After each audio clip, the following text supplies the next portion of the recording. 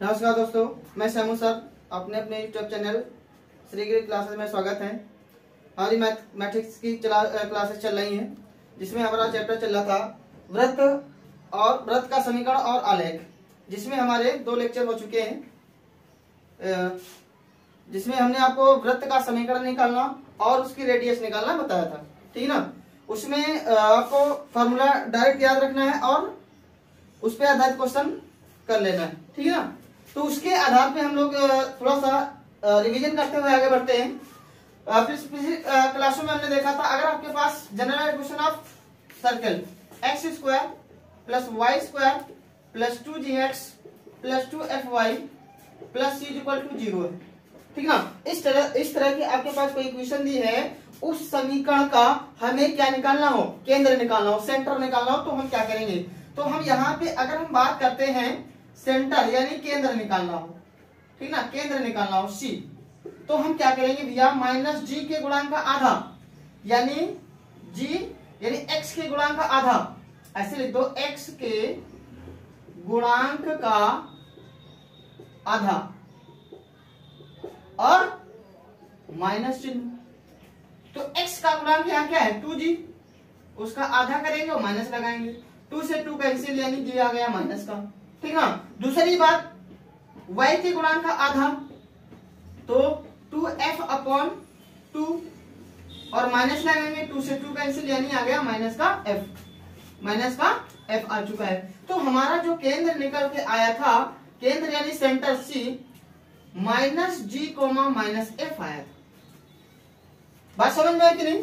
यानी जो हमारा केंद्र निकल के आया था वो क्या आया था, C equal to minus G comma minus f आया था। अब यहां से बात आती है रेडियस यानी त्रिज्या।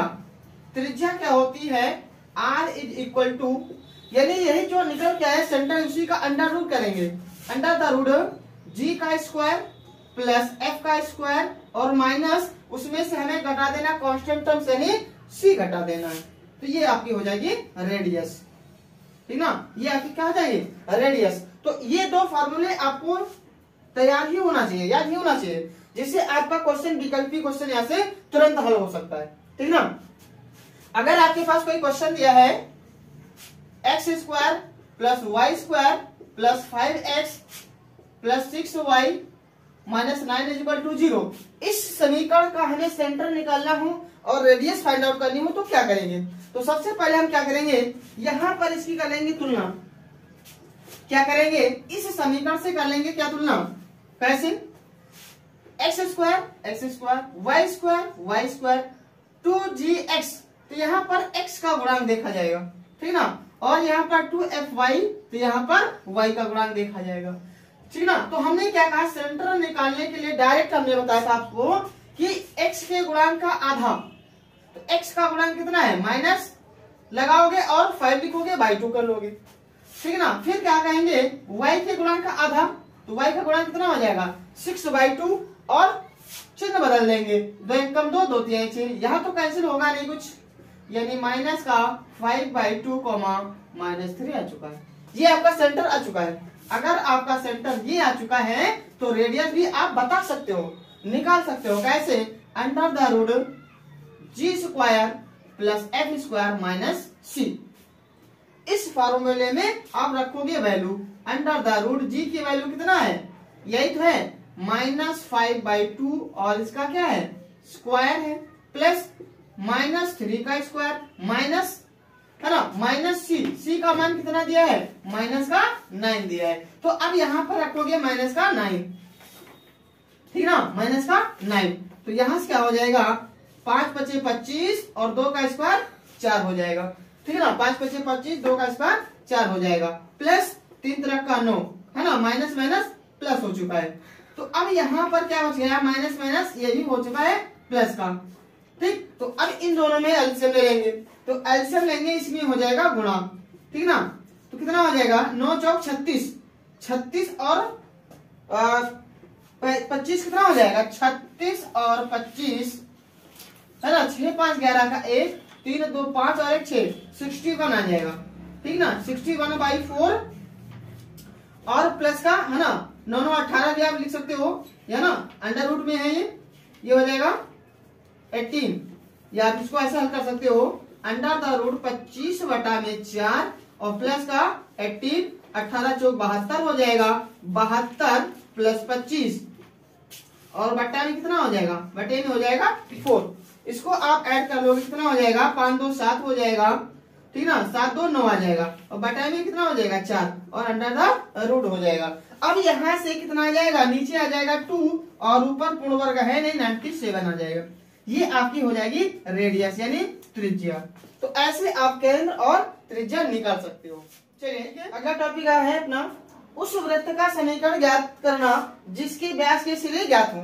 ठीक ना, अगर हमारे पास कोई बिंदु दिए हैं, है ना, व्यास के सिरे दिए हों, जैसे आपके पास कोई वृत्त है, ठीक ना, और उसके व्यास दिए हों, इस बिंदु को हमने ए माना, इस बिंदु को बी माना, ये क्या हो जाएगा, वृत्त का व्यास हो जाएगा। इसका कोऑर्डिनेट क्या है, x1 y1 और इसका कोऑर्डिनेट क्या हो जाएगा, x2 y2।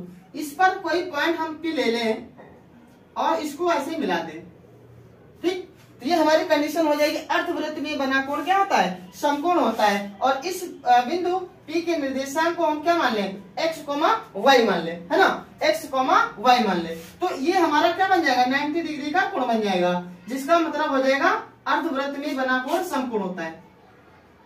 अर्धवृत्त में बना कोण, है ना, समकोण होता है, ठीक ना, 90 डिग्री है ना, ये क्या हो जाएगा, अर्धवृत्त में बना कोण समकोण हो जाएगा। इस बिंदु के निर्देशांक हमारे हैं x1 y1 और ये क्या हो जाएगा x2 y2। तो इस बिंदु का, इस रेखा का हम क्या निकाल लें, प्रवणता, ढाल रूप, और इस रेखा का क्या निकाल दें, प्रवणता यानी ढाल रूप। तो ढाल निकालने का फॉर्मूला हमारे पास क्या था, एपी का ढाल, है ना। अगर हम बात करें एपी की ढाल या फिर प्रवणता, ग्रेडियंट,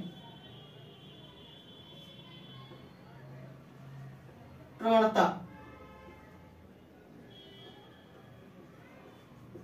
ठीक ना, एपी का ढाल क्या हो जाएगा, अगर इन दोनों बिंदुओं की हम क्या निकालें, बीच की डिस्टेंस, है ना, दो बिंदुओं की बीच की दूरी क्या होती है, under the root x2 minus x1 का square plus y2 minus y1 का स्क्वायर। तो यहां से हमारा फॉर्मूला क्या हो जाएगा, y minus y1 upon x minus x1, ठीक ना। इस रेखा का हमारे पास क्या आ चुका है, ढाल आ चुका है, किस रेखा का, एपी रेखा का, ठीक। उसी तरह से इस रेखा का हम ढाल निकाल दें, किसका, पीबी रेखा का। तो यहां से हम बात करते हैं पीबी रेखा का ढाल। तो यहां से क्या हो जाएगा, y minus y2 upon x minus x2, ठीक ना। एक यहां से हमारा ये पॉइंट आया और एक हमारा ये आया। अब चूंकि ये कहां पर टच करता है, ये पॉइंट, है ना, 90 डिग्री पर, तो यहां से इन दोनों का गुणनफल क्या कर लें, इक्वल टू -1 कर लें। तो यहां से क्या हो जाएगा, y minus y1 upon x minus x1 into में y minus y2 upon x minus x2 is equal to -1, ठीक ना। क्योंकि ये दोनों क्या हो रहे हैं, एक दूसरे को 90 डिग्री पर कट कर रहे हैं। तो यहां से हमारा क्या हो जाएगा, प्रवणता रूप हो जाएगा, दोनों बिंदुओं का गुणनफल इक्वल टू -1। अब यहां से क्या करें, इनका जो है हम क्रॉस मल्टीप्लाई कर लें, है ना, बाई 1 करके कैंची गुणा कर लें। यहां से क्या हो जाएगा, y माइनस y1 और यहां से हो जाएगा y minus y2 is equal to, इसको उधर लेके चले जाइए तो ये माइनस पहले से था, x माइनस x1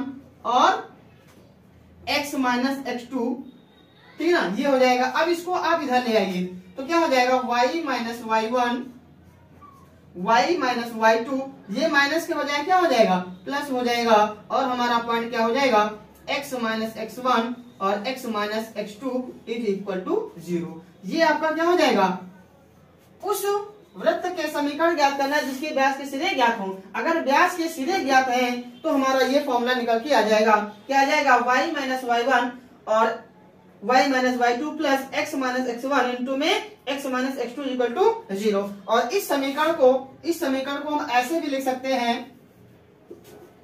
कि x minus x1 x minus x2 plus y minus y1 और y minus y2 equal to में 0, है ना। आप x वाला भी पहले लिख सकते हो और y वाला भी पहले लिख सकते हो। तो इस फार्मूले के जरिए से हम उस वृत्त के व्यास के समीकरण को ज्ञात कर सकते हैं, ठीक है। तो चलिए क्वेश्चन देखते हैं। चलिए दोस्तों, क्वेश्चन है हमारे पास। क्वेश्चन है, उस वृत्त का समीकरण ज्ञात कीजिए जिसके व्यास के सिरे दिए हों। ठीक है ना, उस वृत्त का समीकरण निकालना है जिसके व्यास के सिरे हमारे पास क्या है, दिए हुए हैं। तो वृत्त हमारे पास ये, उस व्यास के सिरे ये दिए हैं 3,2 और 2,5 दिया है। तो हमारा फॉर्मूला था क्या, फॉर्मूला था x minus x1 x minus x2 plus y minus y1 और y minus y2 equal to में 0। इस वृत्त के समीकरण में हमें क्या रखना है, वैल्यू रखना है और उसको हल कर लेना भाई। ठीक ना, तो चलिए देखते हैं x1 y1 और ये हो जाएगा x2 y2। ये हमारे पास दो बिंदु दिए हैं। तो यहाँ पर क्या हो जाएगा, x माइनस x1 का मान कितना है, 3 है। फिर x माइनस x2 का मान कितना है, 2 है। ठीक, प्लस y माइनस y1, तो y1 कितना हो जाएगा, 2 हो जाएगा और y माइनस y2 हो जाएगा 5 इज इक्वल टू में 0। तो अब क्या करते हैं, इन दोनों का आपस में करते हैं गुणा। x का x से गुणा तो हो जाएगा x², x का 2 से तो गुणा माइनस का हो जाएगा 2x। ठीक ना, 3 का गुणा x तो माइनस का 3x हो जाएगा। ठीक है, 3 का 2 से गुणा तो 3 दूनी 6 और माइनस माइनस प्लस हो जाएगा। ठीक है ना, उसी प्रकार इन दोनों ब्रैकेट का आपस में हम गुणा करेंगे। y का y से गुणा तो y², y का -5 से गुणा तो माइनस का 5y।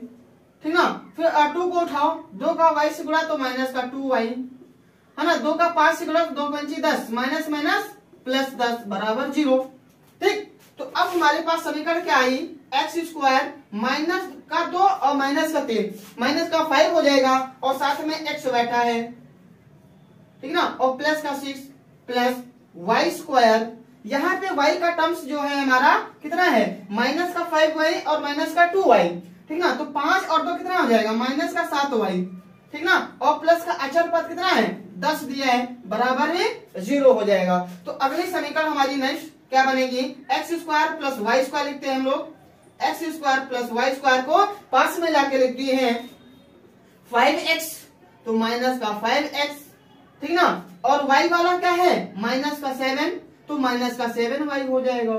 ठीक ना, अब अचर पद हमारे पास क्या है, 10 है और 6 है ना, 10 और 6 16 हो जाएगा, तो बराबर क्या हो जाएगा, 0 हो जाएगा। ठीक ना, तो अब हमारे पास समीकरण आके हमारे पास क्या बन गई है, समीकरण आ चुकी है x² प्लस y² माइनस का 5x माइनस का 7y प्लस 16 इक्वल टू में 0। तो ये हमारा क्या हो जाएगा, आंसर हो जाएगा। ठीक ना, क्या हो जाएगा, आंसर हो जाएगा। कैसे हमने क्या किया, अगर हमारे पास कोई समीकरण, किसी वृत्त का समीकरण निकालना है, उसके व्यास के सिरे दिए हुए है ना, तो ये हमारा कोई वृत्त है, सर्किल है, उसके व्यास के सिरे क्या दिए हैं, P और Q। क्या दिया, पॉइंट 3,2 और 2,5। इस वाले फॉर्मूले में रख करके हमें क्या कर लेना है, सोल्व कर लेना। और हमारा क्या रहेगा, समीकरण ज्ञात कीजिए जिसके बिंदु, जो बिंदु हमारा क्या दिया 1,-2 और 4,-2 से होकर जाता है, जिसका केंद्र इस रेखा पर स्थित हो। ठीक है, तो वृत्त का समीकरण हमारे पास क्या होता है, वृत्त का समीकरण होता है, सॉल्यूशन में हम क्या लिखेंगे, वृत्त का समीकरण है ना, जनरल इक्वेशन ऑफ सर्किल। वृत्त का समीकरण क्या होता है, x² plus y² plus 2gx plus 2fy plus c equal to में 0। इसको हम समीकरण 1 नाम दे देंगे। ठीक है, ये हमें ज्ञात होता है, क्या होता है, x² plus y² plus 2gx plus 2fy plus c equal to में 0। अब ये कह रहा है कि जो हमारे बिंदु दिए गए हैं, ये बिंदु इस वृत्त से होकर के गुजर रहे हैं, तो इस बिंदु को, इस समीकरण को ये क्या करेंगे, संतुष्ट करेंगे, है ना। ये बिंदु हमारे इस समीकरण को क्या करेंगे, संतुष्ट करेंगे। तो x की जगह पर हम 1 रखेंगे और -2 की जगह पर, y की जगह पर -2 रखेंगे। ठीक ना, इस समीकरण में चलिए रखते हैं कौन सा बिंदु, पहला बिंदु है ना, 1,-2 है ना, तो यहाँ पे रख लेते हैं x की जगह पर 1, तो 1 का स्क्वायर 1। ठीक ना, 2 की जगह पर कितना, 2 का रखेंगे, तो यानी -2² प्लस 2g, x का मान हो जाएगा 1 प्लस 2f, y का मान कितना रखेंगे, -2 प्लस c इक्वल टू में 0। तो 1 का स्क्वायर कितना है, 1, 2 दूनी 4 हो जाएगा। ठीक ना, और ये 2 जी हो जाएगा माइनस 2 दूनी 4 एफ हो जाएगा प्लस का सी इक्वल टू में 0। अब देख लीजिए 4 और 1 5, यानी क्या हो जाएगा 2g minus 4f plus C equal to 4 और 1 5 को उधर फेंक देंगे तो माइनस का 5 आ जाएगा, समीकरण नंबर 2 बन जाएगा। ठीक ना। अब उसी तरह से इस बिंदु को सेटिस्फाइड कराएंगे। बिंदु हमारा क्या है 4 -2, समीकरण 1 से होके जाएगा, 1 से होकर जाता है। ठीक ना। तो इस पर क्या हो जाएगा, ये सेटिस्फाइड हो जाएगा। x की जगह पर 4 यानी 4 का स्क्वायर है ना, प्लस -2 का स्क्वायर प्लस 2g, x का मान कितना हो जाएगा 4 हो जाएगा, प्लस 2f y की जगह पर -2 हो जाएगा, प्लस का c इक्वल टू में 0 है ना। तो 4 का स्क्वायर कितना हो जाएगा 16 हो जाएगा, प्लस 2 दूनी 4 हो जाएगा, प्लस 2g है ना, 2 चौके 8, यहाँ पर कितना हो जाएगा 8 हो जाएगा। क्या हो जाएगा 2 चौके 8 और g है, साथ में क्या है g है। ठीक, 2 दूनी 4 तो माइनस का 4 हो जाएगा और साथ में क्या बैठा है f बैठा है, प्लस का c इक्वल टू में 0। ठीक ना।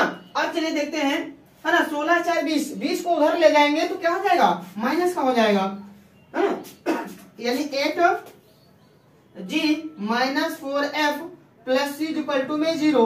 0 क्या 16 4 20, यानी क्या हो जाएगा माइनस का 20 हो जाएगा, माइनस का 20 हो जाएगा और समीकरण नंबर 3 हो जाएगा। ठीक ना। तो समीकरण 1 और समीकरण 2, समीकरण 1 तो हमारे पास ये थी, दूसरा हमने वैल्यू जब रखा पहले बिंदु को तो ये समीकरण आई। ठीक है, जब दूसरा बिंदु हमने रखा तो समीकरण हमारी तीसरी ये निकल के आई। ठीक ना। अब देख लेते हैं हमारे पास जो रेखा दी है ना, क्या दिया है रेखा है ना, चूंकि रेखा हमारी क्या है 3x plus 4y is equal to में 7 है। ठीक ना, इज इक्वल टू में 7 दिया है। तो वृत्त का केंद्र क्या होता है, वृत्त का केंद्र -g, -f होता है। तो अब देखो यहां पर रखेंगे x की जगह पर g और y की जगह पर -f, तो क्या हो जाएगा -3g। यहां पे रखेंगे कितना माइनस का f, तो ये हो जाएगा माइनस का 4f इज इक्वल टू में 7। ये समीकरण 3 था, ये समीकरण 4 बन गया। अब समीकरण 2 3 4 को हल करेंगे तो यहां से f g c की वैल्यू निकाल करके इस वाले समीकरण में हमको रखना है, तो हमारा समीकरण निकल के आएगा। ठीक ना। तो चलिए देखते हैं समीकरण 2 हमारा ये है 2g minus 4f plus c equal to में 5 है।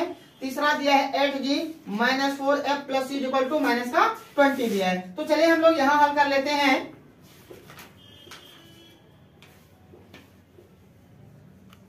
ठीक ना। तो समीकरण 2 और 3 से हम बात कर लेते हैं समीकरण 2 व समीकरण 3 से। तो दूसरा समीकरण हमारे पास क्या है दिया 2g minus 4f plus c equal to में -5। ठीक ना। तीसरा क्या है 8g minus 4f plus c equal to में माइनस का 20 दिया है। ठीक है। समीकरण 2 और 3 से हम किसी एक को एलिमिनेट कर दें तो देख लीजिए यहाँ पर f वाला बराबर है ना, अब हम बराबर है तो इसको हम हटाना चाहे किसको f वाले को, क्यों क्योंकि f का कोफिशिएंट बराबर है ना, गुणांक बराबर है, तो इसको हम क्या कर दें घटा दें, है ना। तो ये माइनस है तो प्लस, ये प्लस है तो माइनस, ये प्लस है तो माइनस, ये माइनस है तो प्लस, ये f से f कैंसिल, माइनस का c माइनस प्लस का c कैंसिल। अब 8 में से 2 घटा दो तो कितना बचेगा -6y बचेगा, और ना, और ये प्लस का 20 में से माइनस का 20 घट जाएगा, कितना बचेगा ये बच जाएगा आपका प्लस का 15, है ना। 20 में से 5 घट जाएगा 15 बचेगा। तो यहां से हमें निकालना है y का मान, तो y बराबर 15 और बटे में 6 और माइनस का चिन्ह उधर चला जाएगा, तो इसको काट लो 3 से, 3 दूना 6, 3 25 15, माइनस का 3/2, यानी ये किसका मान आया g का मान आ गया। ठीक है, y नहीं है, ये आपके पास g है भाई। ठीक है, तो g बराबर कितना आ गया माइनस का 3/2। ठीक है, 3/2 आ चुका है। अब हम क्या करते हैं, f का मान समीकरण 4 में रख दें, है ना। f का मान समीकरण 4 में रखने पर, ठीक ना, f का मान समीकरण 4 में रखने पर, तो यहाँ पे रख लीजिए -3 और g का मान कितना आ गया है, माइनस का 3/2, ठीक है ना, माइनस का 4, f = 7 दिया है, तो क्या हो जाएगा, 3 त्रिक का 9, है ना, माइनस माइनस प्लस हो जाएगा, 9/2 माइनस का 4, f = 7, ठीक है ना। इस राशि को उधर ले जाएंगे तो हमारा क्या हो जाएगा, माइनस का 4f = 7, ये माइनस प्लस से माइनस हो जाएगा, 9/2 9/2, तो कितना हो जाएगा, 2 से 3 14, यानी 14 - 9/2, है ना। 14 में से 9 घटाएंगे, 9 5 14, यानी 5/2, ठीक ना। तो यहाँ से f बराबर -5/2 हो जाएगा और बटे में हो जाएगा 4, यानी माइनस का 5/4 दूनी 8 हो जाएगा। ये f का मान आ चुका है, ठीक ना। किसका मान आ गया, f का मान आया। अभी हमें c का मान निकालना है, ठीक ना। तो c का मान निकालने के लिए हम किसका यूज कर रहे हैं, चाहो तो आप समीकरण 3 का यूज कर सकते हो, चाहो तो आप समीकरण 2 का यूज कर सकते हो, क्योंकि f और g की वैल्यू आ चुकी है ना। तो हम बात कर लेते हैं g का मान समीकरण 2 में रखने पर, तो 2 में हम रखेंगे, क्या हो जाएगा, 2g का मान कितना आया था, -3/2, तो -3/2, ठीक ना। फिर है -4, f की वैल्यू कितनी आई है हमारे पास, -5/8, माइनस का 5/8, ठीक ना, और प्लस c का मान हमें निकालना है, = में कितना दिया है, -5 है यहाँ पर, तो -5 हो जाएगा। तो चलिए देखें, यहाँ से हल कर लेते हैं, 2 × 1 = 2 कैंसिल, 4 × 1 = 4, 4 दूनी 8, तो यानी क्या बचा, -3, ठीक ना। तो माइनस का, है ना, ये माइनस कितना हो जाएगा, प्लस हो जाएगा, तो माइनस का 5/2 प्लस c = -5, ठीक। इस 3 को उधर ले जाएंगे तो ये हो जाएगा 5/2, ठीक ना, और प्लस c = में -5 है, ये 3 आएगा, इधर कितना हो जाएगा, प्लस में हो जाएगा, तो 5 में से 3 घट जाएगा, -2 बचेगा, यानी 5/2 प्लस c = -2, तो c बराबर -2, और ये हो जाएगा माइनस का 5/2 हो जाएगा, है ना। प्लस से उधर क्या हो जाएगा, माइनस हो जाएगा, तो इसमें गुणा कर लेंगे एलसीएम लेकर के, 2 दूनी 4, यानी c = -4 -5/2, 5 4 9, माइनस का 9/2 हो जाएगा। ये किसका मान आ चुका है, c का मान आ चुका है, ठीक ना। तो g का मान हमारा कितना आया, -3/2, है ना, और f का मान कितना आ गया, -5/2, सॉरी -5/8, और इन सभी की वैल्यू हम कहाँ उठा के रखते हैं, समीकरण 1 में, है ना, x² + y² + 2gx + 2fy + c = में 0 है ना, तो हमारी इक्वेशन आ जाएगी, ठीक ना। तो चलिए यहाँ पे रखते हैं, तो x² + y², है ना, प्लस 2, g का मान कितना आया था हमारे पास, माइनस का 3/2, यहां रखेंगे भैया क्या, माइनस का 3/2 और इंटू में x है, प्लस 2, f की वैल्यू कितनी आई थी, -5/8, माइनस का 5/8, और y है, और c का मान आया -9/2, -9/2 = में 0, तो यहां से काटेंगे इसको, 2 × 1 = 2, 2 × 4 = 8, ठीक ना, और यहाँ पर 2 से 2 कैंसिल, ठीक। तो अब यहाँ पे हमारे पास जगह नहीं, इसको हम ऊपर ले दे रहे हैं यहाँ से, ठीक ना। तो यहाँ से हमारा क्या गया समीकरण, x² + y², है ना, 2 से 2 कैंसिल, -3x, ठीक ना, यहाँ पर 2 × 1 = 2, 2 × 4 = 8, -5/4, माइनस का 5/4y, और माइनस का 9/2 = में 0। अब देखो यहाँ पर 4, यहाँ पर 2, तो टोटल एलसीएम हो जाएगा 4, तो 4 हो जाएगा, इसमें 4 से गुणा, इसमें 4 से गुणा, और इसमें 4 से गुणा, तो कितना हो जाएगा, 4x² + 4y² -4 के 12x, है ना, माइनस का 5y, ठीक ना, माइनस का 5y, और यहाँ से कितना हो जाएगा माइनस 2 दूनी 4, 2 9 18, माइनस का 18 बराबर 0। अब ये 4 कहाँ चला गया, ये एलसीएम होके 0 में से गुणा होके समाप्त हो गया। तो आपकी इक्वेशन ये आ चुकी है भैया, ठीक है ना, आपकी इक्वेशन ये आ चुकी है। यही हमारा क्या हो जाएगा, आंसर हो जाएगा, ठीक ना। क्वेश्चन क्या था, उस वृत्त का समीकरण ज्ञात कीजिए जो बिंदु है ना दिस एंड दिस है ना 1, -2, 4, -2 से होकर जाता है, जिसका केंद्र सरल रेखा पर, सरल रेखा क्या दिया हमारे पास 3x + 4y = 7 पर स्थित है, ठीक। तो उसके लिए हमें क्या करना है, वृत्त का समीकरण आपको हमने पढ़ा रखा है कि x² + y² + 2gx + 2fy + c = में 0 होता है। इस बिंदु को सेटिस्फाइड कराएंगे, है ना, x की जगह पर 1, y की जगह पर -2, है ना। आपके पास एक समीकरण बन के तैयार हो जाएगी ये वाली, है ना, ये समीकरण आपकी तैयार हो गई। फिर दूसरे बिंदु को रखेंगे x की जगह पर 4, y की जगह पर -2, तो आपकी समीकरण दूसरी बन के तैयार हो जाएगी, यानी 3 नंबर, ठीक ना। अब ये कह रहा था क्वेश्चन में भैया कि 3x + 4y = 7 इस रेखा पर, है ना, ये जो रेखा है सरल रेखा इस पर स्थित है। तो उसके लिए क्या करोगे, वहां से सेंटर निकालेंगे, और सेंटर क्या होता है -x का गुणांक और y का गुणांक। तो यहाँ पर रेखा था हमारे पास क्या थी 3x + 4y = में 7, वृत्त का केंद्र क्या हो जाएगा x का गुणांक, है ना। तो ये हमारा क्या हो जाएगा यहाँ से g, f, तो x की जगह पर g हो जाएगा और y की जगह पर f हो जाएगा। ये चौथी समीकरण हो जाएगी। तो आपके पास 3 वेरिएबल है और 3 समीकरण हो जाएंगे। तो तीनों समीकरणों को हल करके आप क्या निकालोगे, FGC की वैल्यू निकालोगे, और FGC की वैल्यू निकालने के बाद समीकरण 1 में रखेंगे और उसको थोड़ा सा हल करेंगे और हमारी समीकरण आके तैयार हो जाएगी, ठीक ना, ठीक। तो इस तरह से इस सवाल को हम हल करते हैं। पूछा जाता है, ठीक ना, कि उस वृत्त का समीकरण ज्ञात कीजिए जिसके बिंदु 3, 0, 7, -1 तथा 7, 0 से होकर जाता है, उस वृत्त का हमें समीकरण निकालना है। तो वृत्त का समीकरण क्या होता है भाई, वृत्त का समीकरण होता है x² + y² + 2gx + 2fy + c = में 0। इसको नामकरण क्या देंगे, 1 नंबर। तो अब हमारा जो पहला बिंदु है इस रेखा पर सेटिस्फाइड कराएंगे, है ना, क्योंकि बिंदु 3, 0 समीकरण 1 से होकर जाती है ना। तो जब होकर जाती है इसको सेटिस्फाइड करें, संतुष्ट करेगी।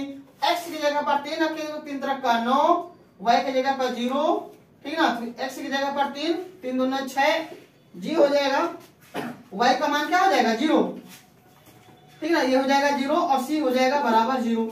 तो यहाँ क्या हो जाएगा 6g + c = -9, समीकरण 2 हो जाएगा, ठीक। इसी तरह से बिंदु हमारा क्या, बिंदु हमारा 7, -1 से होकर के जाएगा, है ना। तो जब यहां से होके जाएगा तो हमारा क्या हो जाएगा 7, x की जगह पर 7, 7 7 49, है ना, y की जगह पर 1, तो 1 हो जाएगा, प्लस, है ना, 7 दूनी 14, और g हो जाएगा माइनस का 1 है तो माइनस कितना हो जाएगा -2f + c = में 0, ठीक ना। तो यहाँ कितना हो जाएगा 14g -2f + c = में 0 है, लेकिन 49 और 1 50, यानी क्या हो जाएगा माइनस का 50 हो जाएगा, समीकरण नंबर 3 हो जाएगा, ठीक ना। इसी तरह से हमारा अगला बिंदु क्या है 7, 0 से होके जाएगा, ठीक। तो 7 7 49, y का मान 0, 7 दूनी 14 और g हो जाएगा, फिर y का मान क्या हो जाएगा 0 हो जाएगा, f का मान, और c + c = में 0। तो यहां से हमारे पास क्या आ जाएगा 49 = में उधर चला जाएगा माइनस हो जाएगा, यानी 14g + c = -49, समीकरण नंबर 4 हो जाएगा। 3 हमारे पास अज्ञात राशियां हैं, है ना, g f c, तो हमारे पास कम से कम 3 समीकरण होना चाहिए, और हमारे पास 3 समीकरण बनके तैयार हो चुकी है ना। एक तो ये है, दूसरा ये, तीसरा ये, चौथा ये। अब यहां से हम बात करते हैं कि समीकरण है ना, 2 और 4 से। ठीक, तो हमारा दो समीकरण क्या है, 6g plus c equal to में माइनस का, ठीक ना, 9 है। अब यहां से हम क्या करते हैं, c को हटा देते हैं ना, कैंसिल करेंगे तो चिन्ह बदलते हुए, ये प्लस है तो माइनस, ये प्लस है तो माइनस, ये माइनस है तो प्लस, ये माइनस का c प्लस का c कैंसिल हो गया, ठीक ना। अब देखो 14 में से 6 घटाओगे 8 से 14 होता है, यानी 8g हो जाएगा, 8g इज इक्वल टू में, अब 9 में से यानी 49 में से 9 घटाओगे तो 40 बचेगा, क्या बचेगा 40, वो भी माइनस का, 8 एक कम 8, 8 पंचे 40, यानी g बराबर आ गया माइनस का 5, ठीक ना, g बराबर क्या आ गया माइनस का 5। तो अब g का मान समीकरण 4 में रख दे, g का मान समीकरण 4 में रख दे तो हमें क्या निकल जाएगा, हमारे पास वैल्यू आ जाएगी c की वैल्यू, है ना। तो 14 और इंटू में g का मान है -5 प्लस c इक्वल टू क्या है माइनस का 49, ठीक ना, क्या हो जाएगा 14 पंचे 70, माइनस का 70 उधर जाएगा प्लस का 70 हो जाएगा, तो यानी c इक्वल टू माइनस का 49 प्लस 70, है ना, 70 में से 49 घटा लो 49, 10 में से 9 घटेगा 1, है ना, यहाँ पर बचा 6 में से 4 घटा 2, 21 बचेगा, ठीक ना, यानी c इक्वल टू में 21 आ गया, ठीक है। f की वैल्यू आ गई है, c की वैल्यू आ गई है, अभी निकालना है क्या f की वैल्यू, है ना, f की वैल्यू निकालना है। तो f की वैल्यू को हम निकालने के लिए किसी का यूज कर लें, समीकरण 3 का यूज कर लें, है ना। तो जब समीकरण 3 में हम क्या रखें, f का मान रखें और c का मान रखें, तो चलिए हम इधर देखते हैं, समीकरण 3 में g तथा c का मान रखने पर, g तथा c का मान रखने पर, तो चलिए रखते हैं, तीसरा समीकरण क्या है ना, 14g, है ना, 14g, इस वाले में मान रख रहे हैं हम लोग, g का मान कितना है हमारे पास -5, है ना, 14 इंटू में -5, है ना, -2, f की वैल्यू हमें निकालना है, ठीक ना, तो ये हो जाएगा 2f प्लस c, और c का मान कितना है प्लस का मतलब 21, बराबर में कितना दिया यहाँ पर -50, ठीक। तो अब क्या हो जाएगा 14 पंचे 70, माइनस का 70 और माइनस का 2f प्लस का 21 इक्वल टू -50, है ना। अब क्या करोगे, इसको उधर ले जाओगे, यानी -2f, ठीक है, तो 50 माइनस का है, ये माइनस का 21 हो जाएगा, और यहां से 70 उधर जाएगा, प्लस का हो जाएगा 70। अब देखो 70 में से 50 घटाओगे 20 बचेगा, क्या बचेगा 20 बचेगा, है ना, 70 में से 50 घटाओगे 20 बचेगा, और माइनस का 21 है बराबर -2f है, तो माइनस का 2f इज इक्वल टू 20 में से 21 घटाओ, या 21 में से 20 घटाओगे तो -1 आ जाएगा, माइनस से minus cancel, f is equal to 1/2 आ चुका है, ठीक है ना।